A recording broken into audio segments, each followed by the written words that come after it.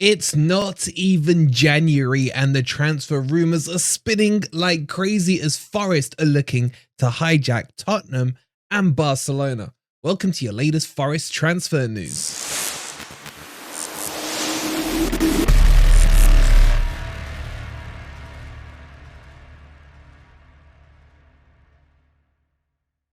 Good morning, good evening, or good night. Hope you guys are doing well and welcome to your latest Forest transfer news. Coming up in today's video, we'll talk you through the Virgil van Dijk wannabe that Forest are heavily linked with right now. We'll talk to you about a defender going out but maybe staying in the Premier League. And I've delayed it as much as I could, but the skater boy is gone. We'll give you the details on that if I can bring myself to do it. So help me out. Help me get through it by hitting that like button. Subscribe to Forest Fan TV if you are new. And let's jump into this one. Okay, let's kick it off with the big name, and that's Radu Drăgușin, the Romanian 21-year-old at Genoa, who is touted to be the next Virgil van Dijk, who is pretty much the hottest young property in Serie A currently. The 6'3" giant who helped Genoa straight back to promotion from Serie B last year into Serie A, and has had a sterling start to life in Serie A. However, he started back in Juventus, only managing to get one game, and then bounced around through a few loan clubs, ending up at places like Sampdoria, etc., before settling, as I just mentioned, at Genoa last season. And this guy wants to kick on and wants to move up the pecking order into the best league in the world. However, Spurs have been showing a lot of interest in him, but there are talks that Nuno has the pulling power to outsee Spurs. In fact, it's not just Spurs who are interested in him, it's Barcelona as well.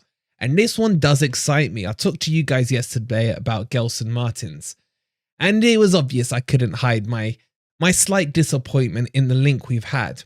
But this is the kind of player I like. Why else do I like him? Because, of course, he has a man bun. And who does that remind me of? Felipe, before he lost his powers, before when he cut that man bun off and got injured. He looks a little bit like Felipe, and I love him already. This would be a hell of a statement signing for Forest. Now, the question is, how would this all work? We're talking about 30 million euros here for a 21-year-old who really is in his breakthrough season this year. Is that risky money to be spending? With Nuno apparently already verbally agreed at about 6 million. And with this being 30 million, how is this going to work for Nottingham Forest?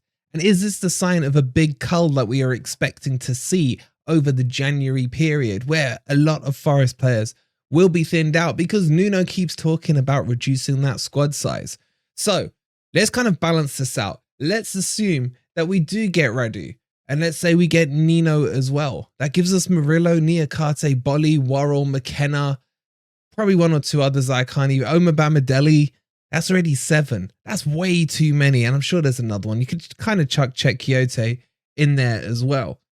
But let's be realistic here, because the AFCON is coming up. Niakate will be gone. Bolly will be gone. Sergio Aurier will be gone. A lot of our defensive players, Einar as well, they're all going to be gone. Now, Radu is a centre-back. He will play on the right-hand side of a pair, can kind of play right-back as well, but predominantly would be a centre-back. And the idea of him and Murillo being that central pairing, man, that could be quite good. But really, I don't get how Nuno will fit in. I don't know, this is getting confusing. I can't quite unpick it all. But I do think 30 million on a centre-back is probably too much right now for what we need.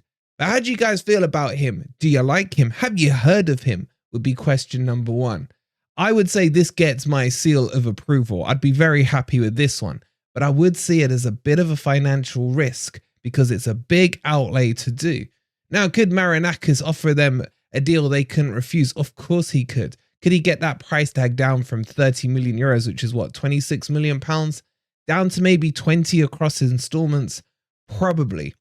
But the talk is, with Barca still interested, with Spurs interested but not willing to pay the 30 million euros, Forest may have to stump up the cash to get this one over the line.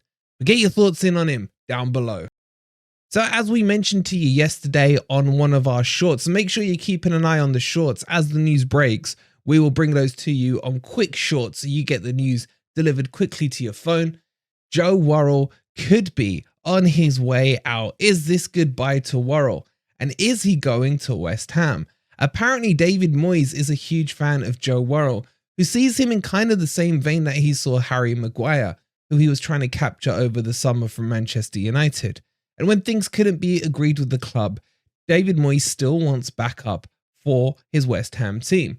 And he sees Worrall as potentially that fit, at a cheaper rate, of course, than what Maguire would be on, both in terms of a transfer fee and weekly wages. But will Worrall be going? Worrall's had the door open back for him at Nottingham Forest since Nuno came in. And Nuno's opened his door to all the players. And we saw Worrall get a few minutes the other day against Newcastle. But is it likely that Worrall's going to be a starter? I can't quite see it. Have things been patched up internally? Well, clearly the problem was between Worrall and Cooper. And with Cooper going, that does remove the element of the beef there.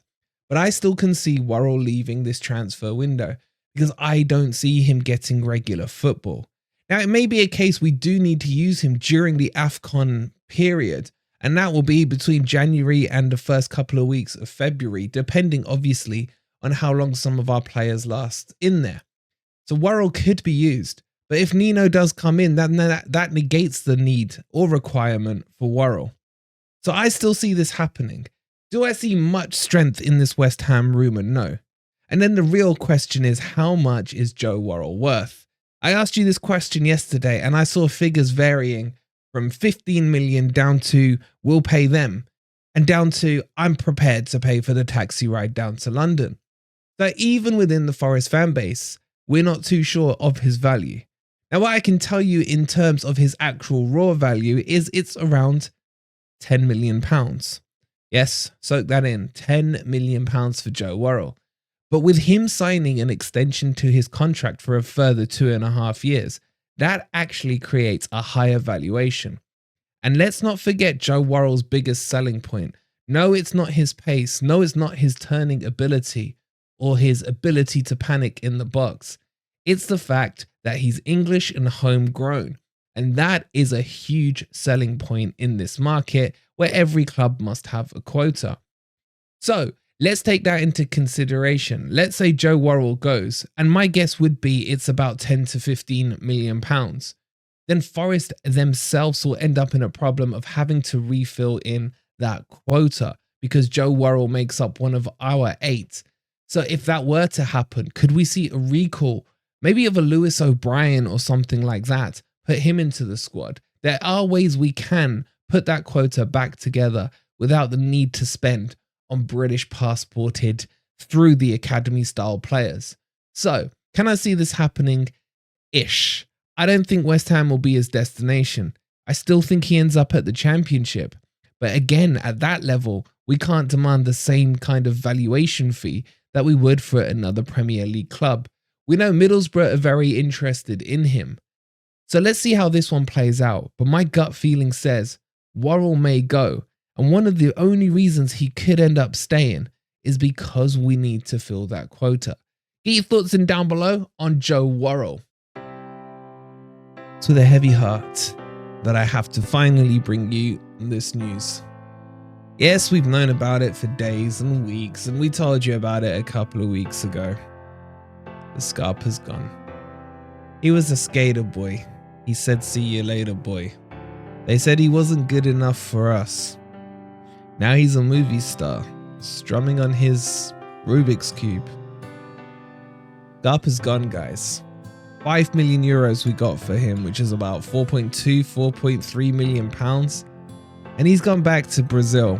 And he posted on his Instagram a couple of days ago to confirm this, as did Nottingham Forest as well on their social media platforms. And look, I still think there's a great player in Scarpa. I mean, let's be honest, if Nuno can get a tune out of Cristiano Wood, what the hell would he have done with Scarpa? And I kind of just wanted to see it happen. I wanted to see Scarpa be given a chance at Nottingham Forest. but we aren't going to get to see it. And that does hurt. That does hurt. He would have worked nicely in a Nuno system, but unfortunately it is what it is. Like, taking off my Scarpa goggles, when you look at it objectively, that's 30k a week taken off the wage package. That's also 4.3 million on an outlay that cost us technically nothing, as he was a free transfer. Obviously there was signing on fees and we've been paying the salary, etc. So you look at it from the club's point of view and it is decent business. But I do feel the Premier League has missed out on that wonder of a left foot that belongs to Scarpa, and we'll just never get to know. People will say he wasn't good enough, couldn't do it at Olympiacos when he went across there. Well, he was injured for a lot of that time. He had a calf injury, an ankle injury, I think a knee injury as well. But it was the time at Forest that really frustrates me. Yes, he had that crypto stuff going on, but Cooper never liked him. And it's come out that Cooper wasn't behind the signing in the first place and had zero involvement in it. And that's what frustrated me a bit about Cooper. If it wasn't one of his boys, they just never got given a chance. And Scarpa fell into that mold, unfortunately. Look, for me, I wish him all the best. I hope he has success back at Brazil. But I still think what could have been if Gustavo Scarpa had properly been given a run and graced the Premier League. We thank him for that pass to Nico Williams against Southampton. And we thank him for all his social media posts. And we also thank him for the £4.3 million. Get your thoughts in on Scarpa down below. I'll be interested to hear what you guys have to say. Okay, there are a few other rumours knocking around currently. I know you all want me to tell you about Jose Sá, the goalkeeper from Wolves, but I'm not going to yet because it's all rumours and there's no sourcing on it. There's also the one that I'm really keeping my eye on, which is, of course, Jota. Can't wait till that's sourced and I can share that with you. That does excite me. And obviously Gelson is getting closer and closer. But I just want to have a quick chat, because I just like talking about him, about the silver-bearded, silver-tongued Nuno. Something I put out on Twitter yesterday. I think every single press conference he's done so far has been a complete 10 out of 10 performance. I love what he's saying. It's so nice not to hear those usual annoying cliche catchphrases that we saw under the previous regime. We'll never get too high, we'll never get too low. Trust the process. We've got to believe in the process. You know, I'm sure, get in the comments down below your favorite or most frustrating Cooper cliche from his press conferences. And it was becoming stale, especially over the last 6 to 8 weeks. I kind of lost interest in listening to Cooper's press conferences. When it comes to Nuno, I find myself, as soon as I get that alert, bang, I'm there watching it, lapping up every word from that silver-tongued, silver-bearded fox, man. And everything he says is just measured with no waffle. He got asked about players who are injured. He just turned to the comms director, looked at her just to confirm and said, you got Felipe out, you've got Taiwo out, and Serge is out. Next question. Beautiful answer, to the point. None of this, well, maybe we think we've picked up a knock here. This maybe depends on a late fitness test. Nah, he's telling us what we want to hear. And long may that stay the way. When he was talking about the Man U game coming ahead, you know, the talk was more about how we are going to play rather than how the opposition is going to play. They asked him about Man U, what he thought. He talks about, obviously, how they came back against Aston Villa the other day. But he kept saying and kept sticking to the point that we have to be positive. We have to go out there and we have to attack. And God, is it refreshing to hear that. It was a quick 10-minute presser because there was no waffle. It wasn't extended out to 20 minutes or anything like that. The questions were asked, the questions were answered. And he said everything to a point. And I absolutely love it. And I love how respectful he is to the reporters. I mean, you also saw Cooper be like, hi, Kirsty, and there was that friendship. I feel with Nuno, there's that clear divide that I'm part of Nottingham Forest, you're part of the press, I will respect you, but I don't need to befriend you. Because he doesn't refer to them by first name. It's sir, it's madam, it's very respectful as well. And I kind of like that. So for me, everything he's said so far has been on the money. He talked again about us having to be aggressive in the defence. You can tell that's something that really annoyed him in the Bournemouth game and was quickly addressed and quickly fixed in the Newcastle game. And it's been something that's annoyed me all season, is how passive we have been with our aggression in defence. And that hopefully is something in the past. And of course, he spoke about Morgan Gibbs-White and what a great player he's been. They asked him about him at Newcastle. He said it wasn't just Newcastle he played well in, it was also against Bournemouth. So it's clear to see Morgan Gibbs-White is part of his plans. And again, just as I mentioned to you yesterday, he talked about the squad size. For me, yet another message to the players: you better damn well put everything you got on the pitch, because a lot of you won't just not make the squad, but will be kicked out of Nottingham. And that should send the fear of God into them. So for me, look, it's early days. We're still in our honeymoon period. I get it. But I love everything that's been said. And I can tell you he's a pleasure to work with, from people we speak to in the club, that he's very respectful, that he's got a clear vision and everything like that. It seems to have just galvanized everything on and off the pitch. So let's hope the results come good this Saturday, as Nuno is in charge, and hopefully he can break that 11-game curse.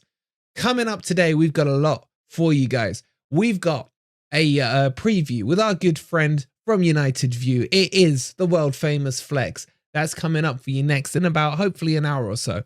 Or it actually depends what time you're watching this. So I'll put the link up here once it's live, so make sure you go check it out. Flex is an absolute legend. We've then got the Predictor stream at 4:45. That will be followed by an FPL stream, because Dial Up with Ez is no more. He is fixed and ready and raring to go. And then tonight at 8 PM, we've got grumpy old Reds for you as we look ahead to the big one, Forest versus Manchester United. If you haven't already, please don't forget to hit that like button. Subscribe to Forest Fan TV. We'll see you on the match preview with Flex. And come on, you Reds.